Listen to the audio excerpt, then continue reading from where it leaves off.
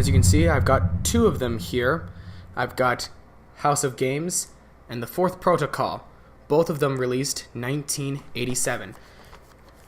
House of Games, I started watching it, but I can't really remember what it's about.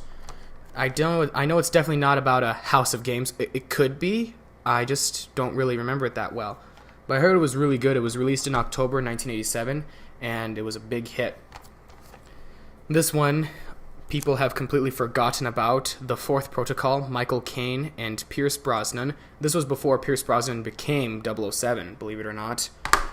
Because 1987 was a big year for films and music, I thought it'd be cool to rent a whole bunch of 1987 films, so I put them on request. Gonna rent them, review them, and we'll see what we get.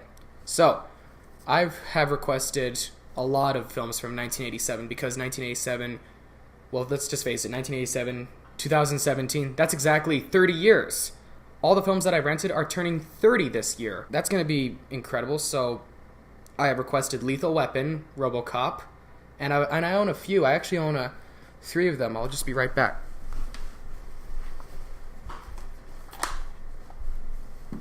The Lost Boys, I already have. One of my favorites.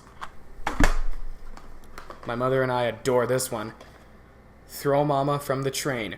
Billy Crystal, Danny DeVito, and Anne Ramsey from Goonies. Anne Ramsey played the cranky mother in Goonies, and she plays the cranky mother in this one.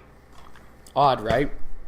Then finally, we have my favorite movie of all time. Now, my favorite movie of all time is The Matrix. My favorite 80s movie of all time, Spaceballs.